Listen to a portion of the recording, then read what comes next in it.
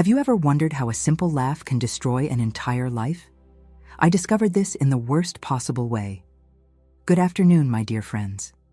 My name is Elaine Thompson Miller. I'm 78 years old, and today I'm going to share with you a story that I've kept in my heart for a long time. Before I begin, I'd like to ask those of you watching to give me a little support and hit the like button. If you're not already subscribed to the channel, please subscribe so you don't miss any stories like this one, and tell me in the comments where you're watching from. I'm always curious to know who's on the other side. I was born in 1947 in a small town called Riverdale, where everybody knew everybody. It was a simple place, but full of good, hard-working people. My father owned a small general store in the town square, and my mother took care of the house and 6 children. I was the second oldest. Our life wasn't easy, but it was honest. Daddy always said, "Honor won't fill your belly, but it'll let you sleep with a clear conscience." That's how I was raised, learning that character is worth more than any wealth. I met Frank when I was 17. He came to town to work at the paper mill that had opened not long ago. He was a handsome young man with a different way of speaking. He was from the city and seemed to know things about the world that we couldn't even imagine. Right from the start, he caught my attention with that steady gaze and the broad smile he'd show when he came to buy cigarettes at my father's store. "Good morning, miss," he would say, tipping his hat. And I, silly like any girl that age, would feel my heart race. In those days, a proper girl didn't talk to a young man without parental supervision. So, our courtship began with shy glances and smiles exchanged at my father's store. It was Ted, my older brother, who eventually befriended Frank.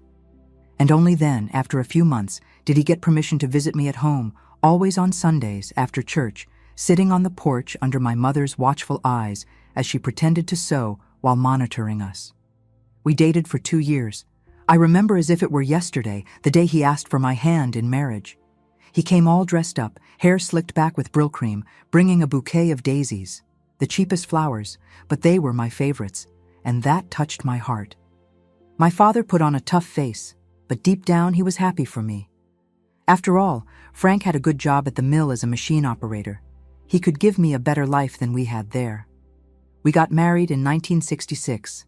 It was a simple ceremony at the town church, followed by a small reception in my parents' backyard. My dress was made by Mrs. Jenkins, the best seamstress in town at that time. It wasn't luxurious, but to me, it was the most beautiful dress in the world. I felt like a princess walking into the church on my father's arm, seeing Frank waiting for me at the altar. Our first house was small, just 2 rooms, a bedroom and a living room with a wood stove. The bathroom, as was common in those days, was outside, but to us, it seemed like a palace. I cleaned it, fixed it up, put up some cotton curtains my mother gave me as a present. I planted some flowers in the small yard. It was simple, but it was our little corner of the world. The first years were happy. Frank would leave early for work and return in the late afternoon. I took care of the house, made lunch that he carried in an aluminum lunch pail. At night, we would sit at our doorstep, like all the neighbors did, talking about the day. Sometimes he would bring me a piece of taffy or a ribbon for my hair, small joys that meant a lot. Our first son, Anthony, who everyone soon called Tony, was born in 1968. It was a difficult birth, at home with Mrs. Patterson, the midwife. Frank was so nervous that he spent the whole night pacing back and forth in the living room, smoking one cigarette after another. When he finally heard the baby's cry, he cried too. He came into the bedroom, looked at me, all sweaty and tired, holding that little red thing that was screaming, and said, "Look what we made, Elaine. He's the most beautiful boy in the world." And that's how we started our family. Frank proved to be a good father. He would come home from work and immediately want to hold Tony, play with him, make the boy laugh. On weekends, we would visit my parents or his parents, who lived in the neighboring town. It was a simple life, but everything was fine. We were building something together. It was around 1972, when Tony was already 4 years old, that I started to notice changes in Frank. Small things at first. He started coming home later from work. He said he was doing overtime. Sometimes he'd come back smelling of alcohol, but not too much, just enough for me to notice. When I asked, he said he'd only had a small drink with colleagues. During this time, he was promoted at the mill. He started working more directly with the office staff. He wasn't just working with the machines anymore. He began to dress better, bought some new shirts, said he needed to make a good impression on the bosses. I was happy for him, of course. It was an opportunity for us to improve our lives. With the better salary, we managed to buy some new furniture. A real double bed to replace the mattress we had on the floor. A refrigerator, something many neighbors still didn't have. I remember the joy of making popsicles for Tony in the summer. Simple things that seemed luxurious to us. But along with these improvements, something began to change between us. Frank was spending more time away from home. When he returned, he seemed distant, too tired to talk. At night, after we had dinner and I put Tony to bed, he would say, "I'm so tired. I think I'll sleep on the couch tonight so I don't disturb you with my snoring." The first time I thought it was strange, but he insisted that he was snoring too much and didn't want to disturb my sleep. At first, it was just once in a while. Soon it became almost every night. "I'll sleep on the couch," he would say, as if it were the most natural thing in the world. I started to feel lonely in that bed that was too big just for me. I tried to talk to him about it, but Frank always had an excuse. He was tired, had back pain, needed to wake up early, and didn't want to wake me up too. It was during this time that I noticed other changes as well. He started taking better care of himself. He spent more time in the shower, used aftershave lotion, something he rarely did before. His clothes sometimes came home with a different smell, which wasn't the smell of the mill, nor of the bar where he occasionally had a beer. It was a sweet, feminine perfume. When I questioned him about this, he got angry for the first time. "What nonsense, Elaine. It's perfume they spray in the office. Fancy people stuff. You're imagining things." And he left, slamming the door, staying out until late that day. I started paying more attention. I noticed that he would smile when reading certain notes that he would quickly hide when I approached, or when answering a message that some colleague brought. He started avoiding Sunday visits to my family, always with an excuse. He was tired, he had to take care of something, he needed to do some side job to earn extra money. Tony also felt the change. "Dad, let's play catch," he would ask. And many times he would receive a, "Not today, son, I'm tired." The little boy's eyes would fill with disappointment, and it broke my heart. I tried to make up for it, giving the boy more attention, inventing games, telling stories at bedtime, but nothing replaced his father's presence. And deep down, I was starting to feel a fear that I couldn't name. That's when I discovered I was pregnant again. When I told Frank, I expected to see the same sparkle in his eyes that he had when he found out about Tony. But what I saw was an almost panicked look, followed by a forced smile and a hug without enthusiasm. "That's good, Elaine. Another child." He said this like someone receiving news of a bill to pay. That hurt me deeply. I cried in secret many nights while he slept on the couch. Now it was practically every day. "I'll sleep on the couch so I don't disturb you. You need to rest." "You're pregnant," he would say, as if he were doing me a favor. But I just felt increasingly alone. My belly grew, and with it grew the distance between us. Frank hardly ever commented about the baby, didn't touch my belly to feel the movements like he did when I was expecting Tony. He worked more and more, came home later and later. On Sundays, he frequently went out to take care of things or help a friend, returning only at night. I swallowed my tears, tried to convince myself that it was just a difficult phase. After all, another child meant more expenses, more responsibility. I tried to believe that, but deep down, I knew there was something more, something I was afraid to discover. Here I am, telling all of this to you so many years later. And I still feel a tightness in my chest when remembering those days. But the worst was yet to come. And everything changed on a hot night in January 1973, when I was in my 7th month of pregnancy. It was January 1973, a particularly hot summer. those stifling nights when no breeze came through the window. I was 7 months pregnant, feeling heavy, swollen, and the heat only made everything worse. Sleeping was already difficult with a belly that size. Imagine with the suffocating heat. On that specific night, Frank had arrived later than usual. He ate dinner quietly, barely looked at Tony, who kept insisting on showing him a drawing he had made at kindergarten. After dinner, as always, he said, "I'll sleep on the couch tonight." That phrase that I already hated so much. He didn't even wait for me to respond. He grabbed his pillow and went. I lay down alone in bed, as I had grown accustomed to doing. The baby in my belly was restless, kicking, as if wanting to keep me awake too. I ran my hand over my belly, trying to calm that little life growing inside me. "Calm down, my dear. Calm down," I whispered softly. I must have dozed off at some point, because I woke up startled with a terrible thirst. The clock on the wall marked 2:30 in the morning. I got up with difficulty. Any woman who has been pregnant knows how hard it is to move around in the last months. I walked slowly to the door, trying not to make noise. I passed through the dark living room and noticed that the couch where Frank usually slept was empty. I thought maybe he had gone to the bathroom in the backyard. I continued to the kitchen. I took a drink of cool water from the clay filter. That's when I heard it. A laugh. A woman's laugh coming from the backyard. It wasn't just any laugh. It was soft, seductive, young. A laugh that definitely didn't belong in that house. My heart raced. A chill ran down my spine despite the heat.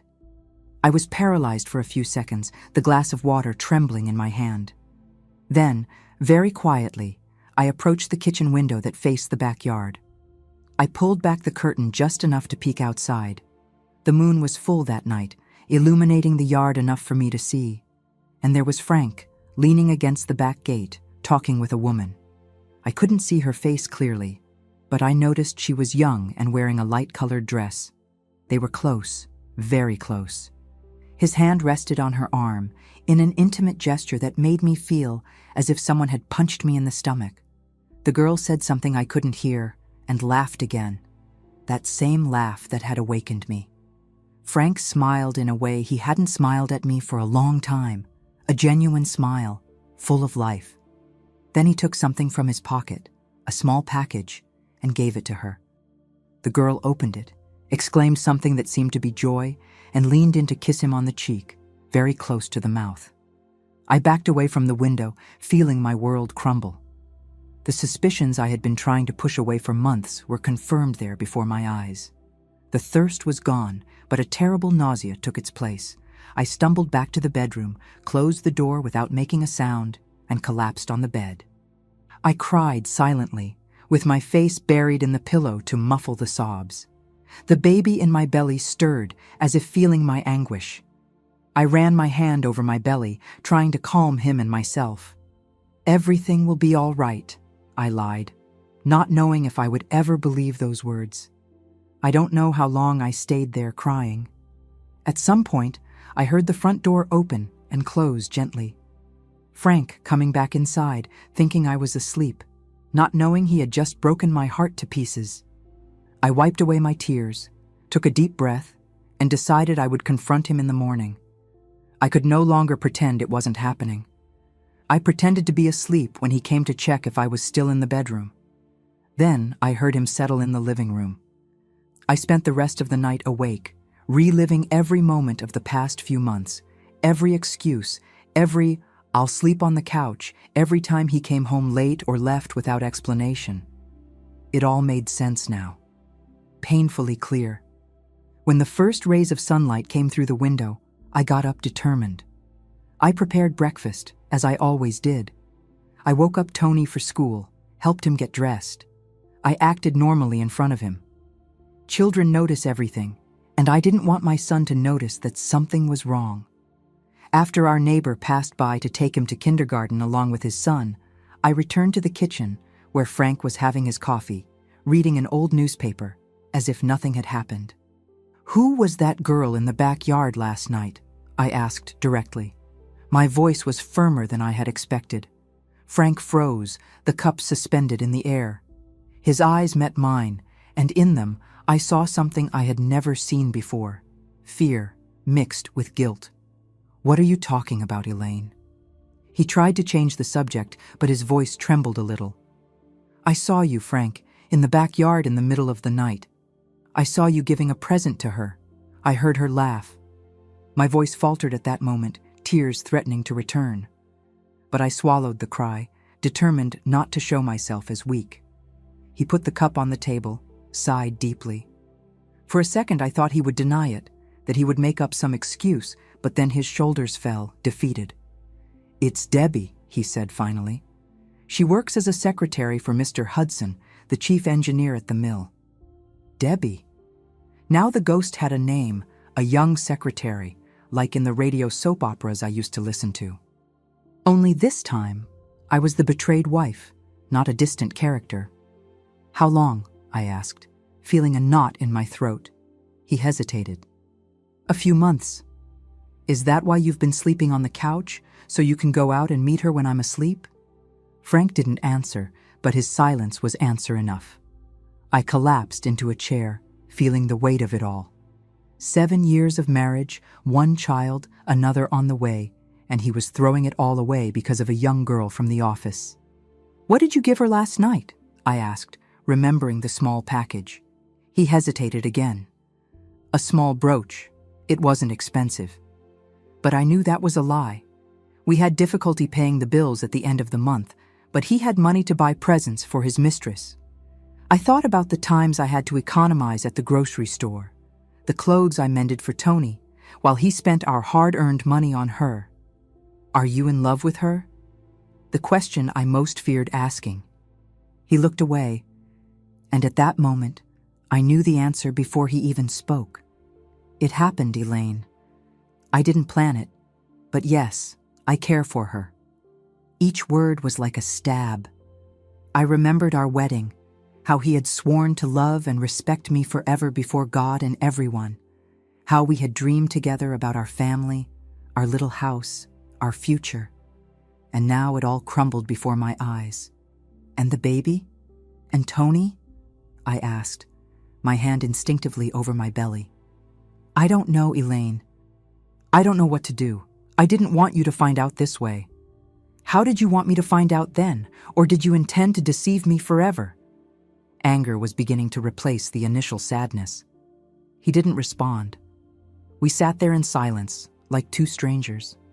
The man in front of me no longer seemed like the boy I fell in love with, the one who made me feel special, who promised that we would build a life together. He was a stranger, someone I no longer recognized. "Are you going to end it with her?" I asked, finally, a last thread of hope still clinging to my heart. He hesitated. "I don't know if I can, Elaine." And there, in that hesitation, I had my answer.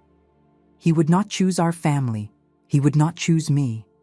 He chose that girl with her easy laugh and youth that I no longer had. I stood up, my legs trembling, and left the kitchen without saying anything more. What more was there to say? He had made his choice, and it wasn't me, nor our children. It was that young girl with the easy laugh and youth that I no longer had. The following weeks were a blur of pain and confusion. Frank continued at home, sleeping on the couch, going out more and more. I, in my wounded pride, didn't tell anyone, not even my mother or my sisters. I was ashamed. In those days, a betrayed woman carried a mark as if it were her fault that her husband looked for another. I began to prepare for the worst. If he was going to leave me, I needed to have a way to support myself and my children. That's when I sought out Mrs. Jenkins, the seamstress who had made my wedding dress. I always had a good hand for sewing, but I never thought of making it a profession. I asked her to teach me more, to let me help in her workshop during the hours when Tony was at school. Mrs. Jenkins, an elderly widow who had no children, welcomed me with kindness. Perhaps she sensed my desperation behind the request. She taught me how to make patterns, to sew different types of fabric, to make finer finishes. I learned quickly. My hands seemed to know what to do, as if sewing were a dormant talent within me. Meanwhile, my belly was growing. The small life inside me seemed stronger than my own pain, forcing me to move forward. For Tony, I tried to keep up appearances. I told him that his father was working a lot, that it was a phase. But children sense when something is wrong. He became quieter, less cheerful. In March 1973, my daughter Celeste was born. It was an easier birth than the first, but lonelier. Frank was there, but he seemed distant, as if he were just fulfilling an obligation. I didn't see in his eyes the sparkle I had seen when Tony was born. He held the girl briefly, said she was beautiful, and soon handed her back to me. Those first days with a newborn are always difficult. Sleepless nights, recovery from childbirth, breastfeeding. But this time, I was doing it all practically alone. Frank would arrive late, leave early, avoid being at home on weekends. When Celeste cried at night, it was me who got up, even exhausted. He continued to sleep in the living room, now using the baby's crying as an excuse. He said he needed to rest for work the next day. These were hard times, very hard, but something in me changed with Celeste's birth. Looking at that innocent little face, so dependent on me, something strengthened in my core. I couldn't afford the luxury of falling apart. I had 2 children now who needed me, who depended on my strength. And so, cradling Celeste in the early hours, while everyone slept, I made a decision.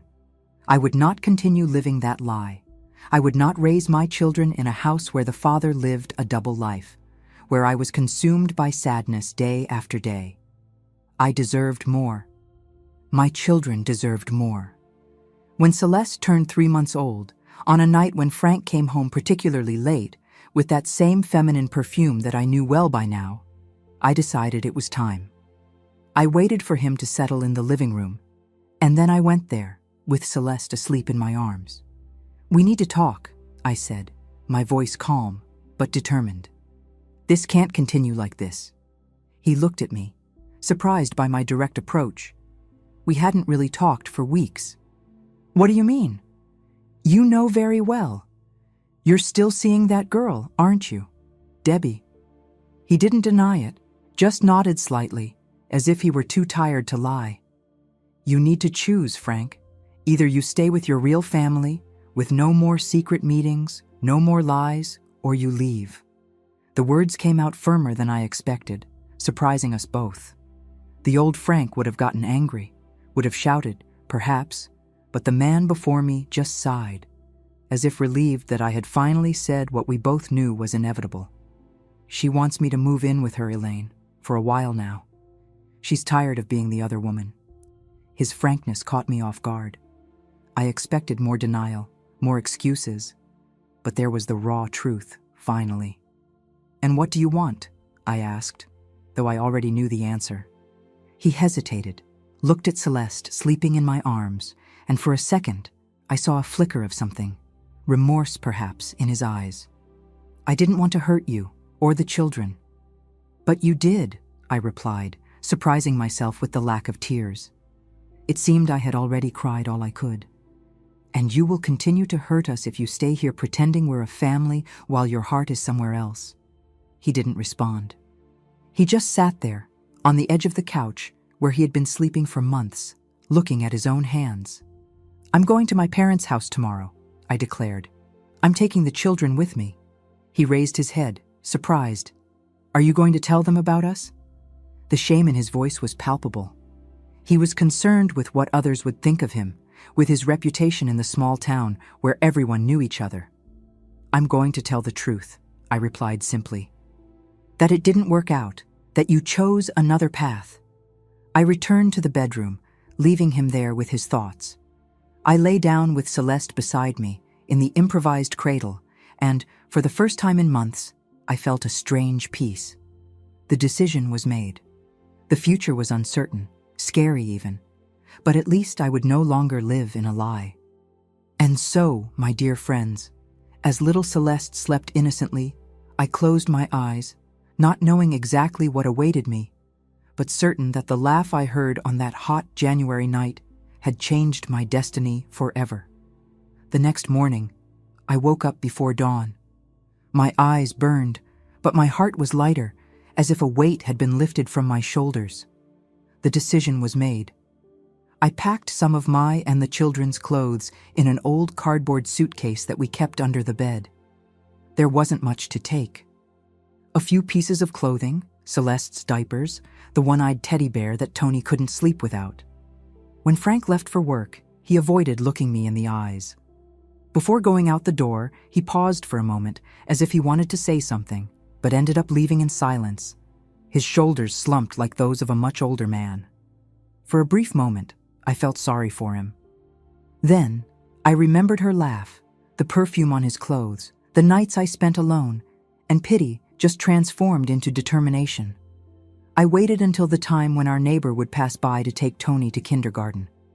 When he arrived, I explained that I would take my son myself that day. I put Celeste in the improvised stroller that my father had made with wood scraps. I took Tony by the hand, and we left. "Where are we going, Mom?" asked my son, always observant. "We're going to Grandma Emma and Grandpa Joe's house. We're going to stay there for a few days." "And Dad?" That simple question made me swallow hard. How do you explain to a 5-year-old child that his father has chosen another family? "Dad will stay here, son. He has a lot of work right now." The boy nodded, accepting the explanation with that innocence that only children have. I held his little hand tighter, as if I could protect him from the pain that I knew would come later. The walk to my parents' house never seemed so long. The April sun was already strong, and I was sweating, pushing Celeste's stroller on the dirt roads. Some neighbors looked at me curiously as I passed. In a small town like ours, a woman leaving home with her children and a suitcase was news. When I finally arrived, my mother was in the yard, hanging clothes on the line.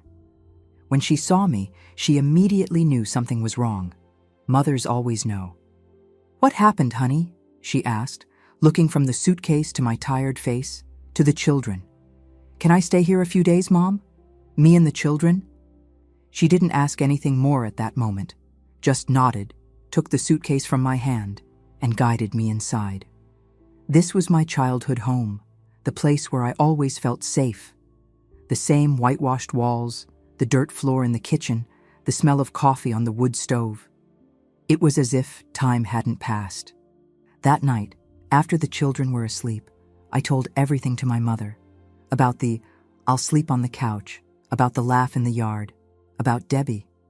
I told her through tears that I had decided to leave Frank, that I couldn't live that way anymore, pretending everything was fine while my marriage was falling apart. My mother listened to everything in silence, her lips pressed into a thin line. When I finished, she held my hands in hers. Calloused hands from so much work, but which always brought comfort. "You did what you had to do, daughter. A woman can't accept being disrespected like that. Your father and I are here. You and the children will always have a roof." The simplicity of those words brought immense relief. I was so afraid of judgment, of the shame of a failed marriage. In those days, a separated woman was viewed differently, as if carrying a stain. But there, in that simple kitchen, under the dim light of a lantern, my mother showed me that family love was stronger than any social convention. The following days were about adaptation. My father, a man of few words, didn't ask questions, just gave a pat on my shoulder and said, "This house will always be your house, daughter." Mom made a small bed for Tony in the little back room where I slept with Celeste. She made a small cradle for her granddaughter with a wooden box. The news spread quickly through the town, as was to be expected. I felt the looks when I went to the general store. I heard the whispers. "Frank's wife, Elaine, has returned to her parents' house," they said. "Seems like he left her for a young girl from the city."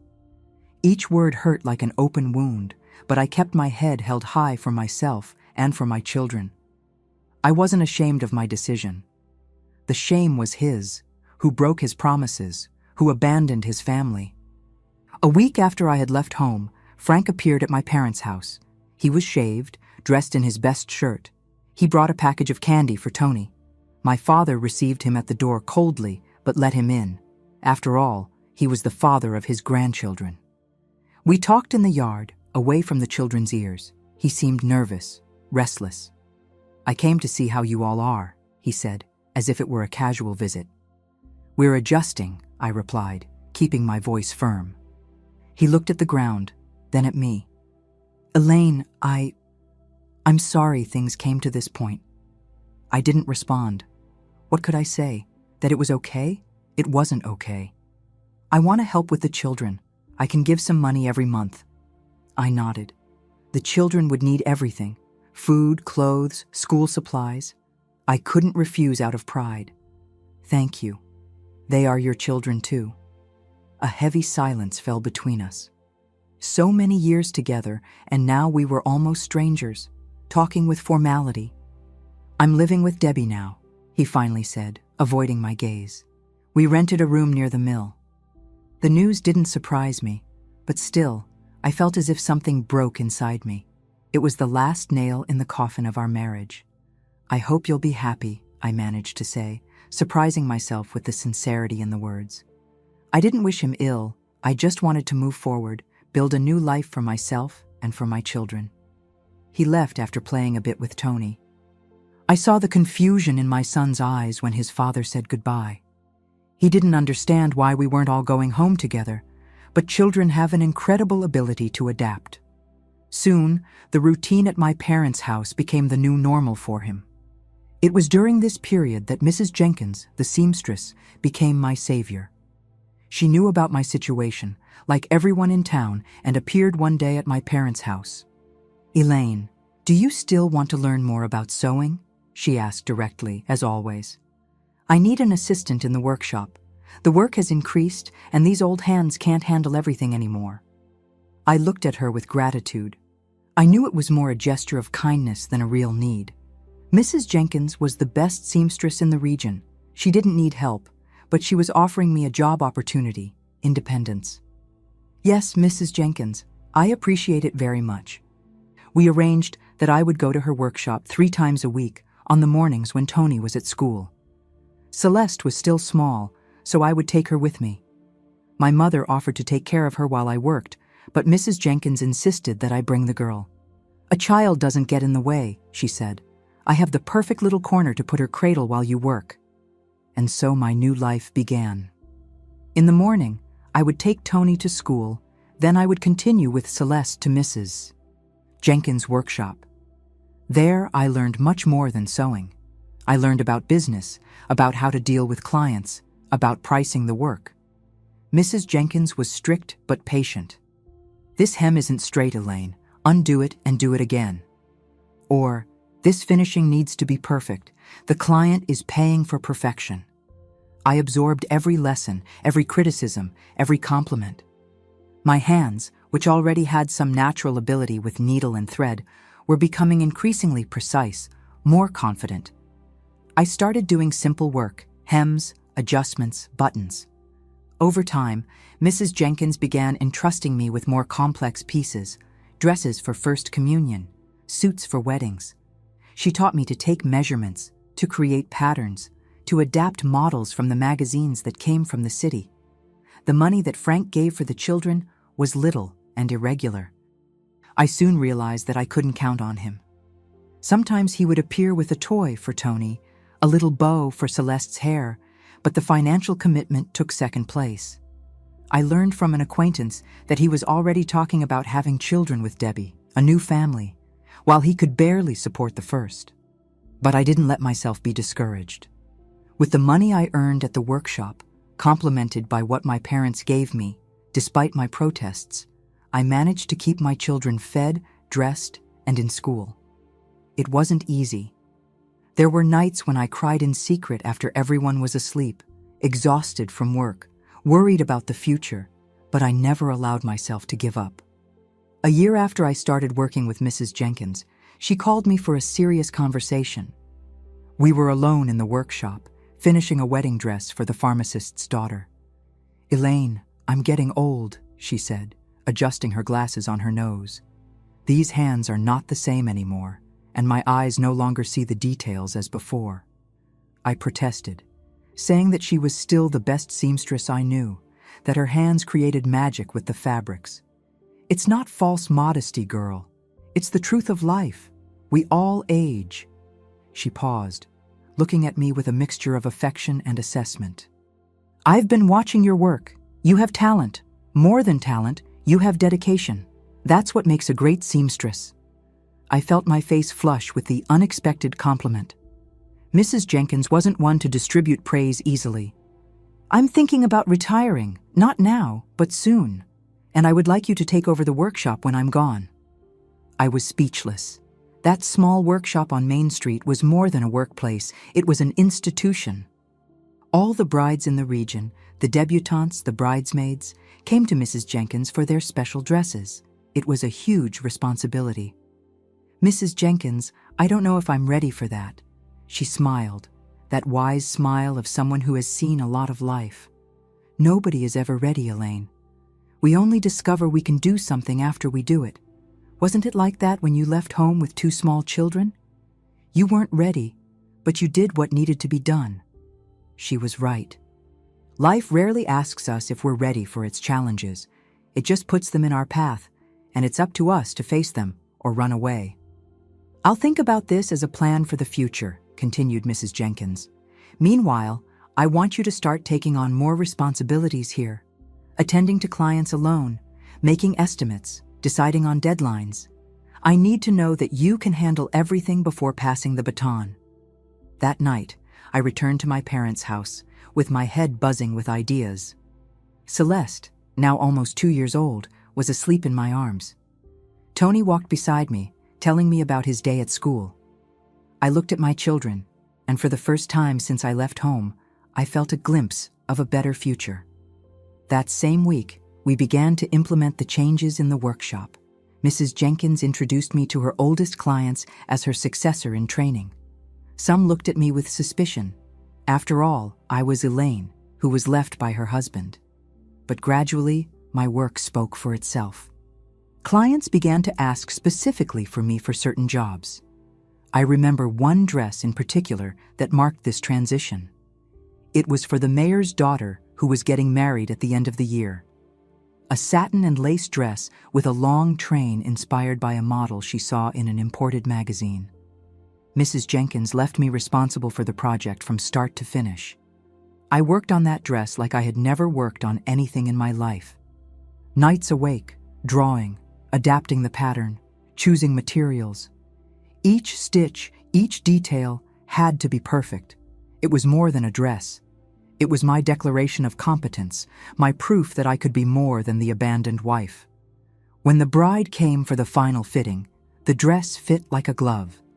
She twirled in front of the mirror, emotional, while her mother cried with emotion beside her. Mrs. Jenkins observed from afar, a proud smile on her face. At that moment, I felt that I had found my place, my purpose. "It's the most beautiful dress I've ever seen," said the future bride, hugging me. "You have a gift, Mrs. Elaine." Mrs. Elaine. It was the first time someone called me that, with respect, recognizing my profession, not just my family status. I felt a warmth in my chest, a pride that I didn't know I could feel. The wedding was the event of the year in the town. Everyone commented on the bride's dress. "Elaine's work, from Mrs. Jenkins's workshop," they said.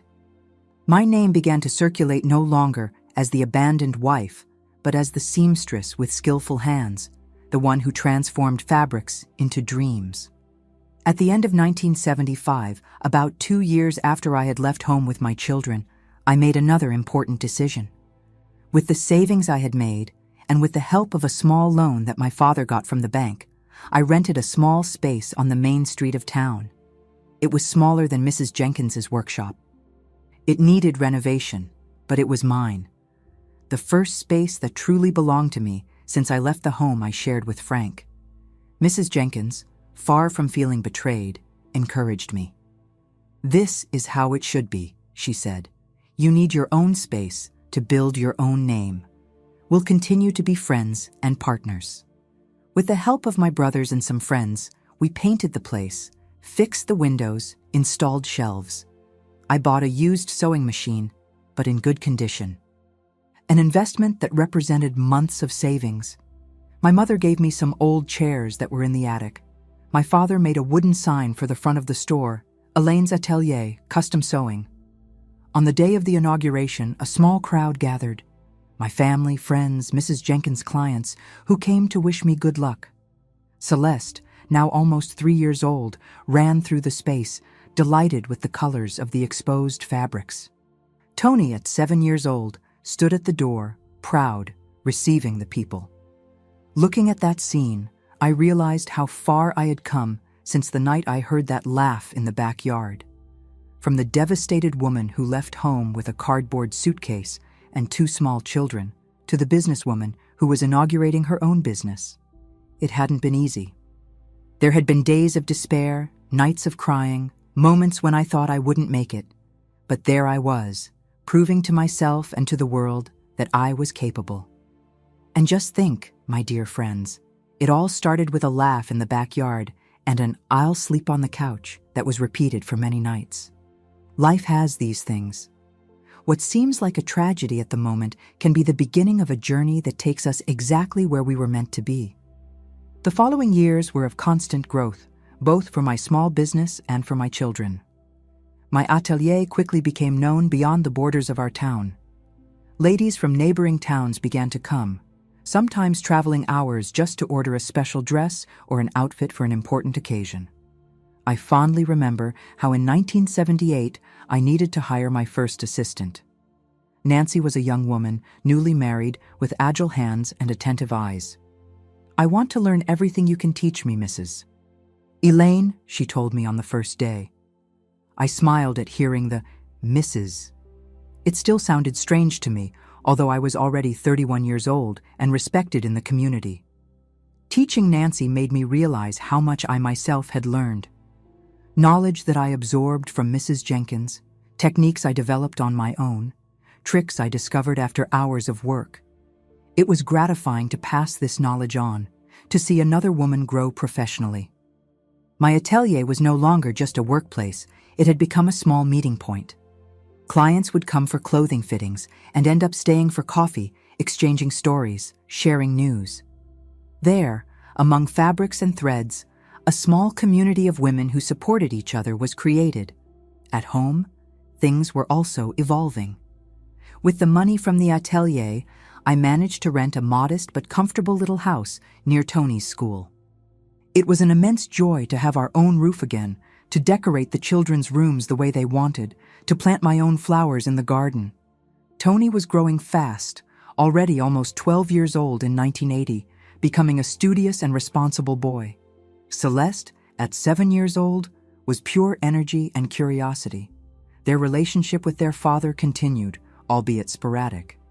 Frank would show up on birthdays, bring presents at Christmas, occasionally take them for an outing, but these visits were increasingly rare, especially after he had another child with Debbie. This was a difficult time for Tony.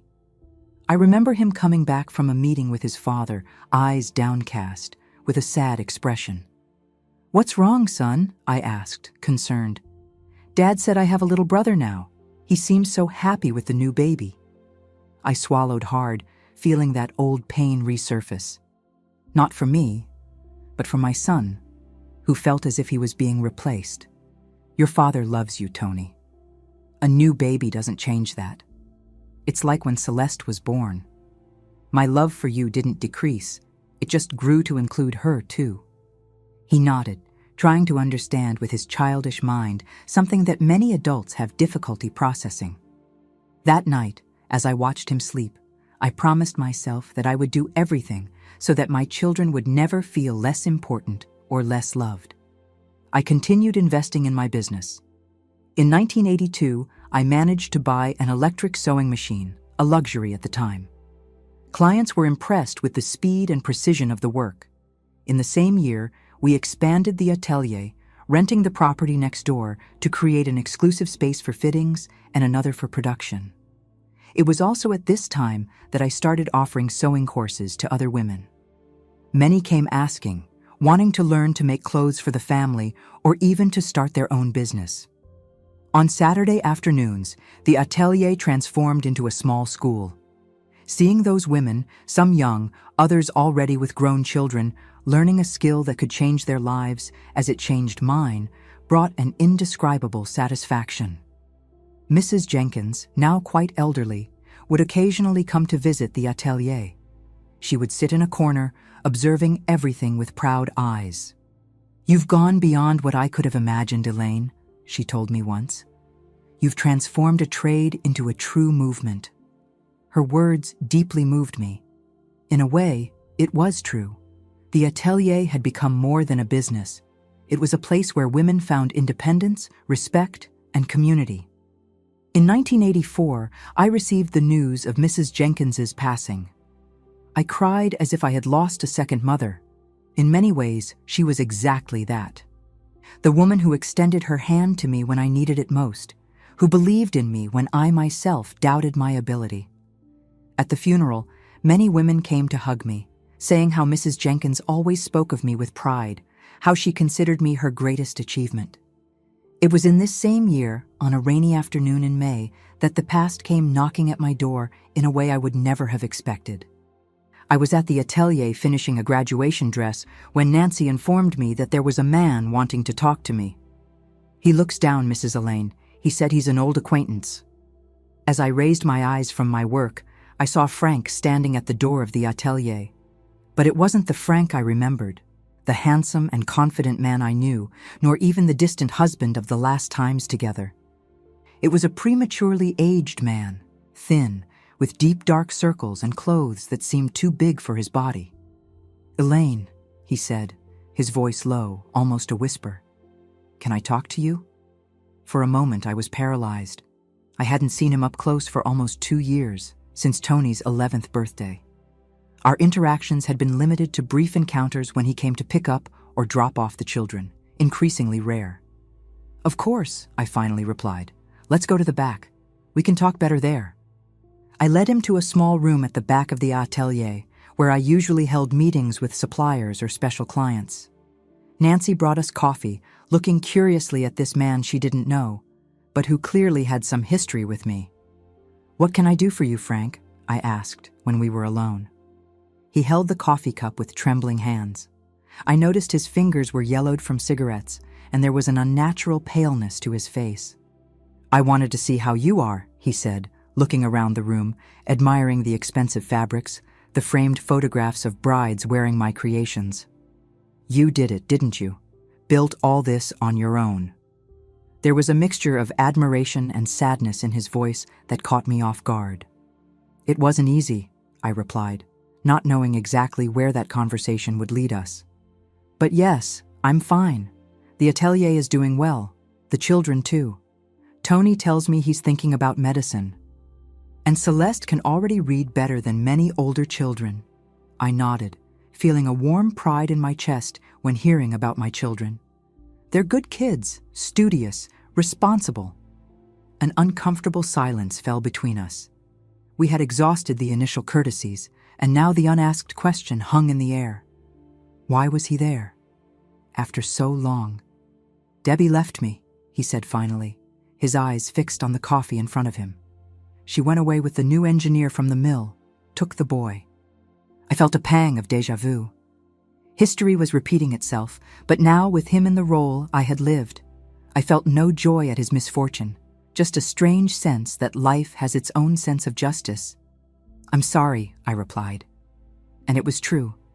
As much as he had hurt me, I didn't wish the pain of being abandoned, of having a child taken far away on anyone. "I lost my job at the mill too," he continued, his voice choked. "After Debbie left with the engineer, it became difficult to continue working there. The new boss didn't like me, said I caused problems. I ended up being fired." He paused, as if gathering courage for what would come next. "I'm working as a farmhand at Mr. Johnston's. It's not a bad job, but it pays little. I'm living in a small room in the back of the property."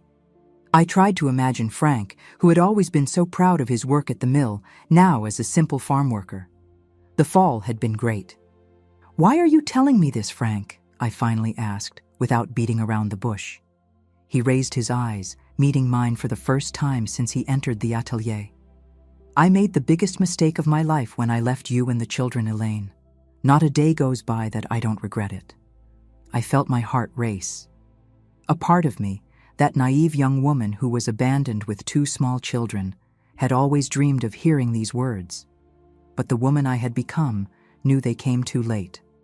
"Frank, the past is past. We've built separate lives. I have my business. The children are growing up well." I know, he interrupted, distressed. "I'm not here to ask that we get back together. I know it's too late for that.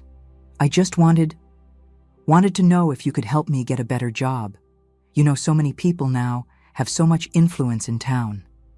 The reality of that visit hit me like a bucket of cold water. He wasn't coming in search of reconciliation or forgiveness. He was coming to ask for practical help, a job. "What do you know how to do besides the work at the mill?" I asked, keeping my voice neutral. "I know a bit of mechanics. I learned at the mill. I know how to drive a truck too. Got my license a few years ago." I thought for a moment. The husband of a client, owner of a trucking company, had recently mentioned that he needed drivers. "I can talk to Mr. Oliver from the trucking company. He's looking for drivers for deliveries in the region." "It's not an easy job. It's many hours on the road, but it pays better than farm work." His face lit up with a mixture of gratitude and relief. "Would you do that for me, after everything?" I looked at him, at the man I once loved, who made me suffer so much, but who also gave me 2 wonderful children, and indirectly the impulse to build the life I now had. "I'm not doing it for you, Frank. I'm doing it for our children. They deserve a father who can help them when they need it, who contributes to their education.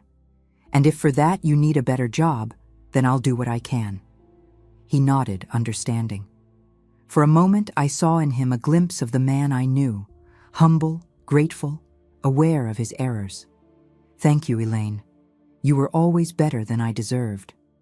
When he left the atelier, I sat for a long time, reflecting on the strange paths that life takes us. 11 years ago, I was leaving home with 2 small children, destroyed by that man's betrayal. Now I was the one extending a hand to help him get back on his feet.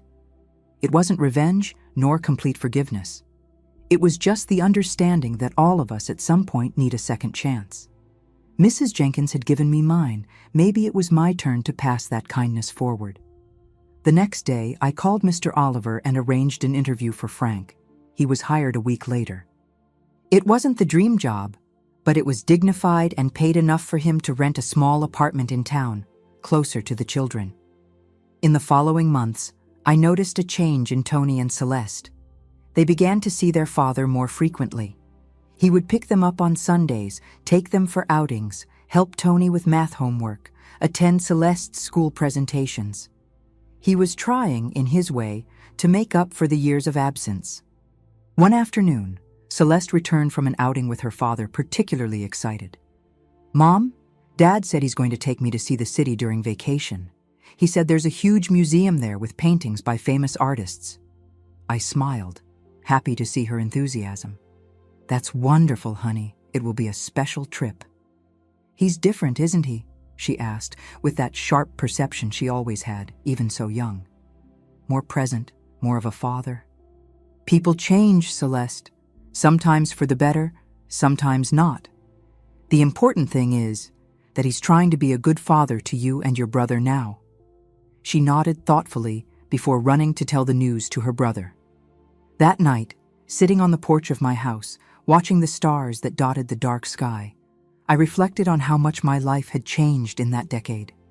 From the young, abandoned wife to the respected businesswoman, from the woman who cried in hiding to the strong mother who raised 2 children with determination, from the fear of the future to the confidence in the path I had chosen. And to think that it all started with an "I'll sleep on the couch," repeated night after night, and a feminine laugh heard in a dark backyard. That moment of pain had been the beginning of a journey that led me exactly where I needed to be. Life is like that, my dear friends. Sometimes what seems to be our end is just the beginning of a much more beautiful story than we could have imagined. The 90s arrived, bringing winds of change. My atelier was no longer a small business. It had transformed into a reference of quality throughout the region. Now, with almost 15 years of existence, it employed 6 seamstresses, besides Nancy, who had become my manager and right-hand woman. We had clients who traveled even from other states to order special dresses. In 1992, I made a decision that would again change the course of my business. I visited a fashion fair in the city and was enchanted by the wedding dresses I saw there. Sophisticated designs, imported fabrics, finishes I had never seen before. I returned home with my head buzzing with ideas. Why not create my own collection of wedding dresses? Not just made to order, as I had been doing until then, but ready pieces that brides could try on and adapt. Investing in this idea meant a considerable financial risk. I would need to buy expensive fabrics in quantity, hire more specialized seamstresses, expand the space of the atelier. I sat down with Tony, who at 24 was already in his 3rd year of medical school, to discuss the viability of the plan.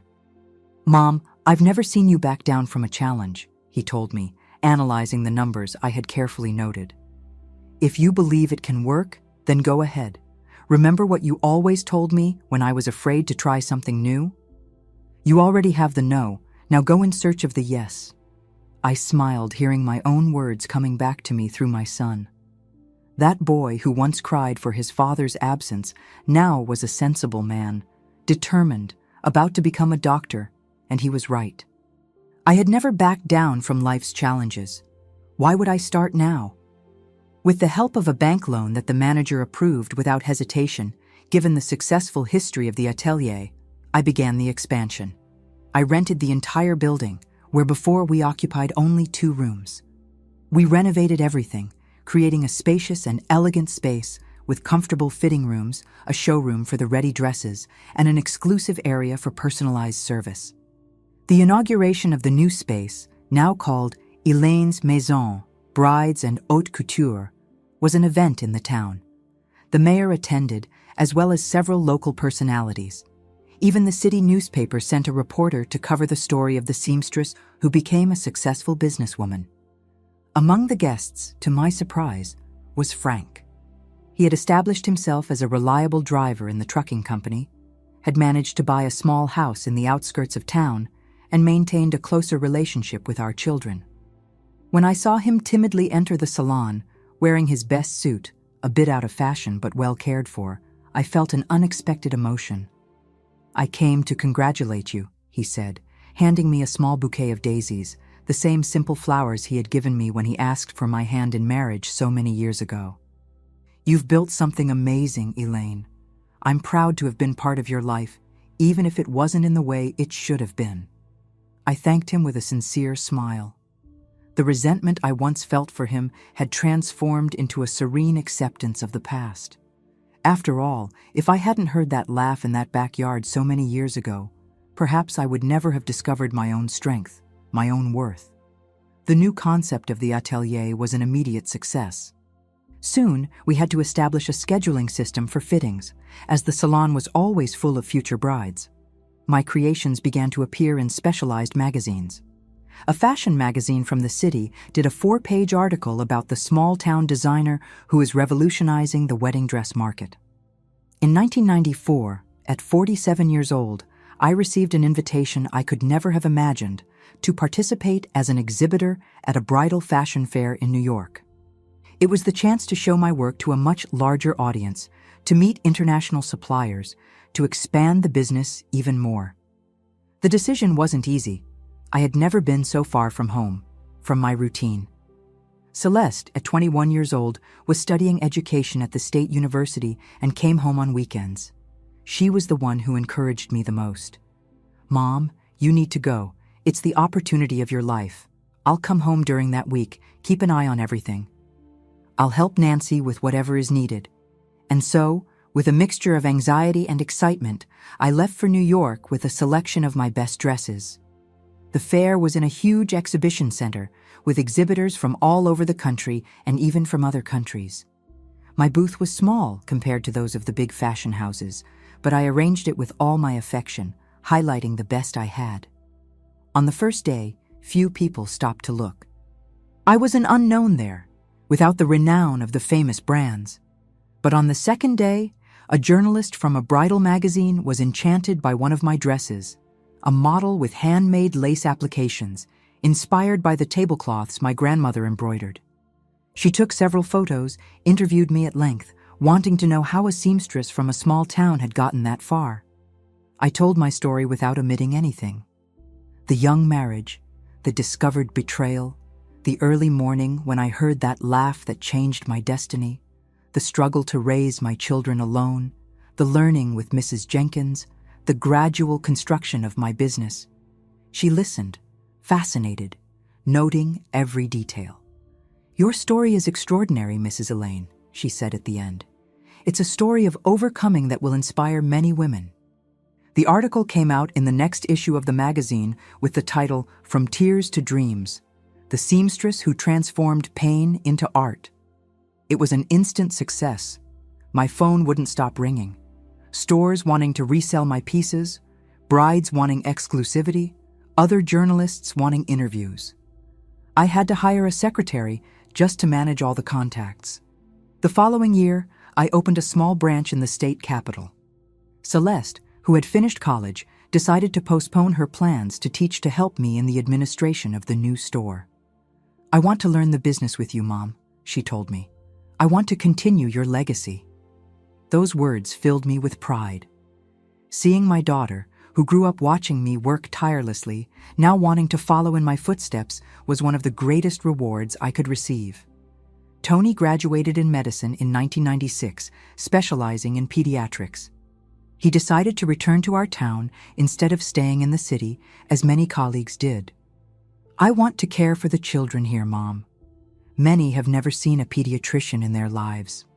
His office, opened with my financial help, soon became a reference in the region.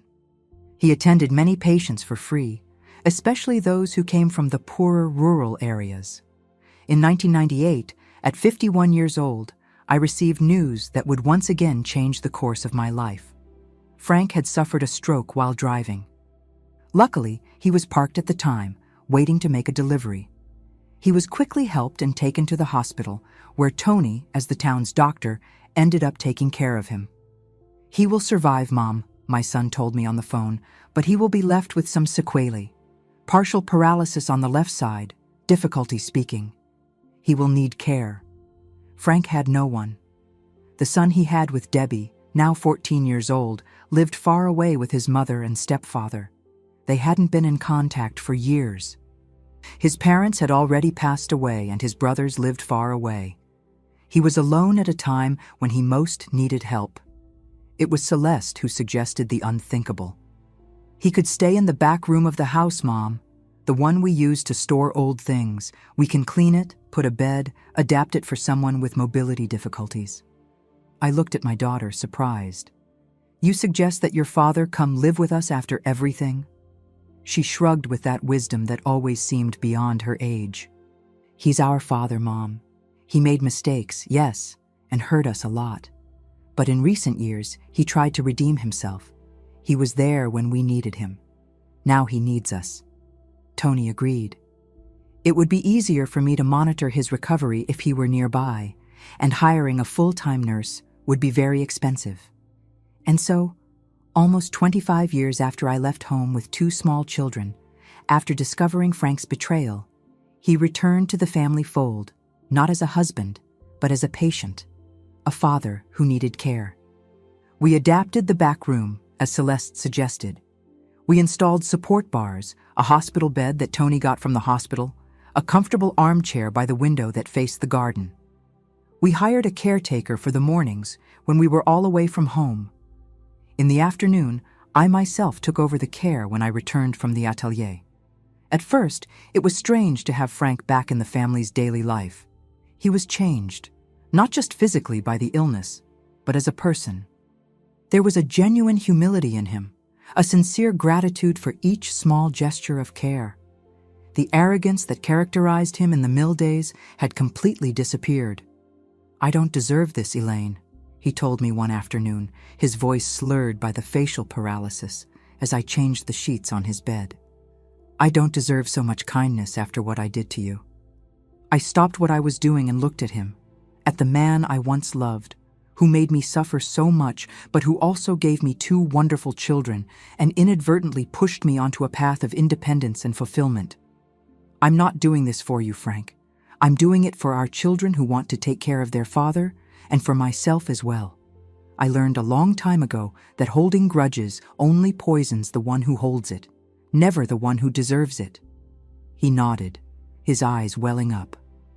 "You were always an extraordinary woman, Elaine. I realized it too late." As the months passed, Frank's health gradually improved. The physical therapy was working, and he could already walk short distances with the help of a cane. His speech was also clearer. Gradually, he became part of the house routine, dining with us at the kitchen table, watching television with Celeste on nights when she didn't go out, talking with Tony about his patients when he came to visit us. In 2000, upon completing 30 years of the Atelier, now a true empire of bridal fashion with 3 stores and more than 40 employees, I decided to pass the main management to Celeste, who had revealed herself to be a talented administrator. I would continue working, of course, creating new models, supervising production. But I wanted more time for myself, to enjoy the life I had built with so much effort. It was also in this year that I received the most surprising proposal from Frank. "Elaine," he told me one afternoon when we were alone having coffee on the porch, "I know I have no right to ask this, but would you accept if we married again, not as husband and wife for real? I'm not suggesting that, but legally, so that I can leave everything I have to you when I'm gone." I was speechless for a moment. Of all the things I expected to hear from him, that was the last. "Frank, you don't need to do this. I don't need your inheritance. I have much more than I ever dreamed of having." He smiled, that crooked half-smile that the stroke had left. "It's not much, I know. The little house, some investments I made over the years, but it's my way of trying to compensate a little for what I took from you in the past." I looked at him for a long time. The man before me was no longer the attractive young man I fell in love with, nor the distant husband who betrayed me. He was an aged man, marked by life and illness, trying to make peace with his past. "Let's do something different," I finally suggested. "We don't need to get married again. You can leave whatever you want in a will to whoever you wish. And as for me and you, we can be friends. I think after all we've been through, that's what we are now. Old friends who shared a lifetime of stories, some sweet, others bitter." He nodded, his eyes welling up again. "Thank you, Elaine, for everything." In the years that followed, I found a peace that I never imagined possible. My business prospered in Celeste's competent hands. Tony had married a doctor he met in college, and they gave me 2 adorable grandchildren. Frank, although still with limitations, had become a constant and comforting presence in our house, helping as he could, telling stories to the grandchildren, advising Celeste on business based on his experience. And I continued creating, sewing, dreaming, but now with the serenity of someone who knows they transformed pain into beauty, abandonment into strength, despair into determination. Today, at 78 years old, I look back and see the complex embroidery that life has sewn. Each stitch, each knot, each mend, everything had its purpose. Even that night when I heard a laugh in the backyard, which at the time seemed like the end of the world, ended up being just the beginning of the true story I was destined to live. And you know, my dear friends, if there's one lesson I learned in this long journey, it's that sometimes it's precisely the greatest pains that push us toward the best paths. That "I'll sleep on the couch," repeated so many nights, was actually the first step toward my liberation. That laugh that hurt me so much was the sound that awakened me to my own strength. Life is like that, an intricate embroidery, where even the darkest stitches have their function, creating contrasts that make the final design even more beautiful and meaningful. And that's why I'm here today sharing my story with you, so that you know that no matter how much life seems to fall apart at one moment, it may just be making space for something much greater and more beautiful to be built. Thank you for listening to me until here. If you liked my story, don't forget to leave your like and subscribe to the channel so you don't miss other stories like this one. Also, share with someone you think needs to hear this message of overcoming, and tell me in the comments what touched your heart the most in this story. I love reading what you write. Until next time, my dear friend.